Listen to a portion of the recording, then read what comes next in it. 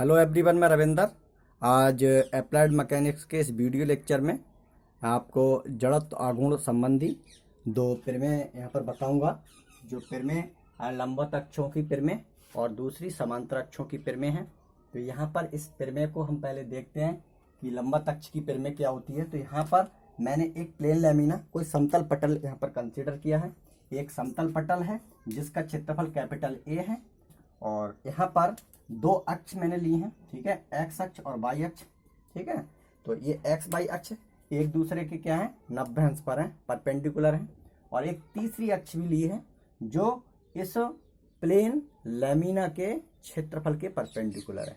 कहने का मतलब ये है कि मेरे पास अगर ये कोई प्लेन लैमिना है जो मैंने अपने हाथ को मार्क किया है, तो एक्स अक्ष इसकी ये अगर है, वाई अक्ष आपकी ये होगी, ठीक है, जो एक दूसरे के परपेंडिकुलर हो गई, ठीक है। और तीसरी अक्ष जो जेड ली है वो ये हो गई, यानी जो क्षेत्रफल है उस क्षेत्रफल के परपेंडिकुलर। तो यहाँ पर मैं आपको ये बता दूं कि ये मेरे पास तीन अक्ष हो गई, ठीक है भाई, ये तीन अक्ष हो गई, एक्स वाई और जेड, है ना। ये प्लेन लैमिना है, इस तरह से ये क्षेत्रफल वाला कोई समतल पटल है। तो एक्स वाई जेड प्लेन में हम इस लैमिना के एक स्मॉल सेक्शन पर विचार करेंगे। हम मान के यहाँ चल रहे हैं कि जो प्लेन लैमिना है वो छोटे छोटे टुकड़ों से मिलकर बना है। अगर प्लेन लैमिना का क्षेत्रफल ए है तो छोटे छोटे टुकड़ों का क्षेत्रफल A1, A2, A3 होगा। तो ऐसा ही एक लैमिना हमने एक्स बाई जेड तल में लिया है, जो एल लैमिना मैंने यहाँ पर दिखाया है, ठीक है।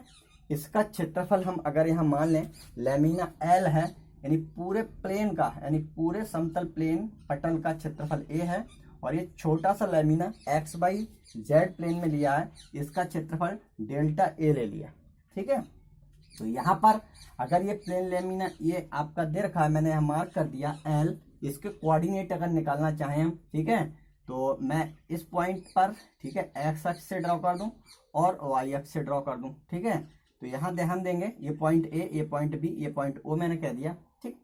तो यहाँ पर ये एक्स अक्ष की ओर, ये एक्स अक्ष है ना, एक्स अक्ष को इधर डिस्टेंस चलेंगे, तो ये लैमिना तक की डिस्टेंस एक्स हमने एज्यूम की है। और वाई अक्ष पर ऊपर चलेंगे, ऊपर की ओर वाई अक्ष होती है। यहाँ चूंकि 3 डायमेंशन फिगर है तो आपको थोड़ा सा दिमाग में ये बसाना पड़ेगा कि एक्स वाई और जेड, यहाँ कहीं पर आपका कोई प्लेन लैमिना का टुकड़ा मैंने ले रखा है, जिसको मैं एक्स वाई प्लेन से ये डिस्टेंस मैंने यहाँ पर दिखाई है। और यहाँ पर ये एक्स अक्ष से, ठीक है, वाई अक्ष से दूरी एक्स, एक्स अक्ष से दूरी वाई, और ये जेड अक्ष से दूरी है, इसको हम आर मान लेते हैं, ठीक है। इसको मैंने क्या मान लिया, स्मॉल आर, ठीक। बस यहाँ पर इस डायग्राम में ये चीजें शो की हैं। और जो लैमिना एल है इसके कोऑर्डिनेट, ठीक है, यहाँ पर एक्स वाई हो जाएंगे, ठीक। अब देखिए यहाँ हम शुरुआत करते हैं। ये प्रमेय क्या कहती है, ठीक है, ये प्रमेय आपकी कहती है किसी समतल पटल के तल में स्थित परस्पर दो लंबवत अक्षों एक्स तथा वाई के सापेक्ष पटल के जड़त्व आघूर्णों यहाँ पर जड़त्व आघूर्णों का योग उन दोनों अक्षों के प्रच्छेद बिंदु से जाने वाली तथा पटल के लंबवत अक्ष के परिता जड़त्व आघूर्ण के बराबर होता है, ठीक है। तो कहने का मतलब ये हुआ कि हमें इस पटल का मोमेंट ऑफ इनर्शिया निकालना है जेड अक्ष के परता।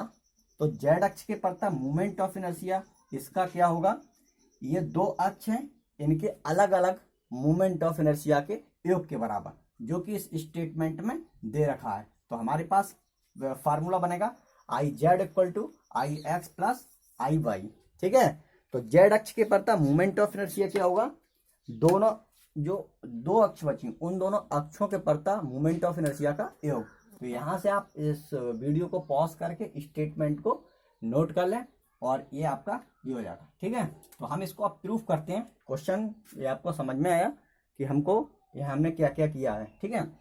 तो यहाँ पर मैंने मान लिया कि स्मॉल, यहाँ पर थोड़ी सी थ्योरी रहेगी जो मैंने आपको बोला, माना एक प्लेन लेमिना जिसका क्षेत्रफल ए है, जो एक्स बाई जेड प्लेन में है, ठीक, और ये छोटे छोटे स्मॉल सेक्शन से मिलकर बना है।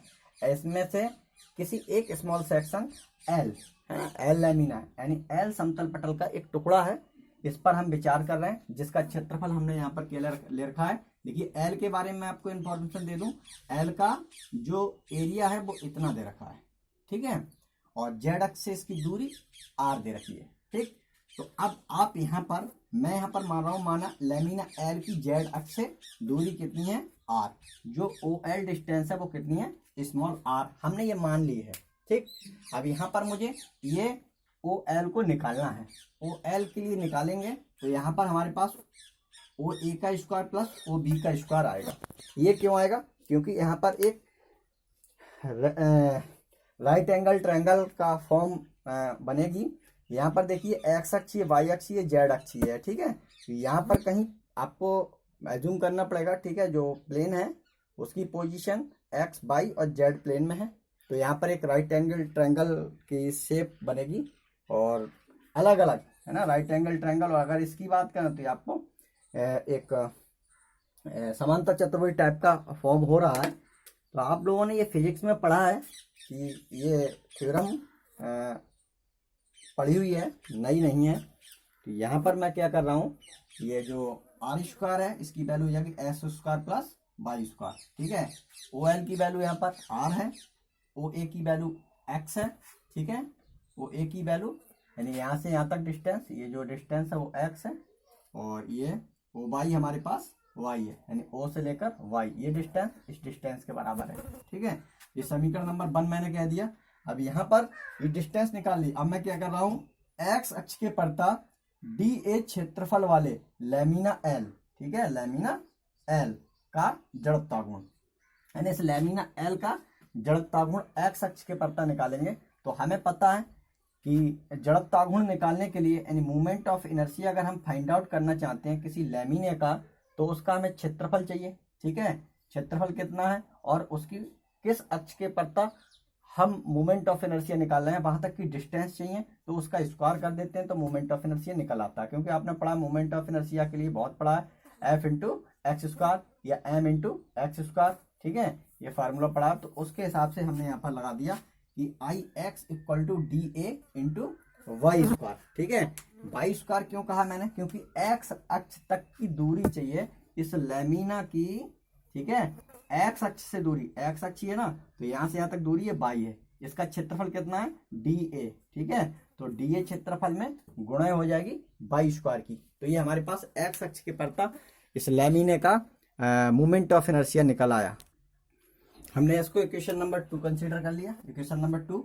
इसके आगे नेक्स्ट हम इसी प्रकार है ना, जो स्मॉल सेक्शन था एल लेमिना, उसका बाई अक्ष के परता मोमेंट ऑफ इनर्शिया निकालेंगे। तो बाई अक्ष के परता मोमेंट ऑफ इनर्शिया निकालने के लिए इसका क्षेत्रफल पता हो तो क्षेत्रफल पता है। अब बाई अक्ष से लेमिना तक की डिस्टेंस, तो बाई अक्ष मेरे पास ये यहाँ से यहाँ तक की डिस्टेंस एक्स है, तो इसका स्क्वायर हो जाएगा, इसको समीकरण नंबर 3 कह दिया। इसी प्रकार जेड अक्ष से, ठीक है, जेड अक्ष के परता इस लेमिना का मोमेंट ऑफ इनर्शिया, तो जेड अक्ष से हमें मूवमेंट ऑफ इनर्शिया निकालना है, तो इसका हमें एरिया चाहिए, तो एरिया हमारे पास ये, और डिस्टेंस कितनी है जेड अक्ष तक की, ठीक है, एल से जेड अक्ष तक की डिस्टेंस आर है, तो आर का स्क्वायर, इसे समीकरण नंबर 4 नाम दे दिया। अब इसी समीकरण नंबर 4 में हमने आई जेड इक्वल टू, ठीक है, डेल्टा ए, इस आर स्क्वायर की वैल्यू, ठीक है, आर स्क्वायर की वैल्यू समीकरण नंबर 1 से लगा दी, ठीक है।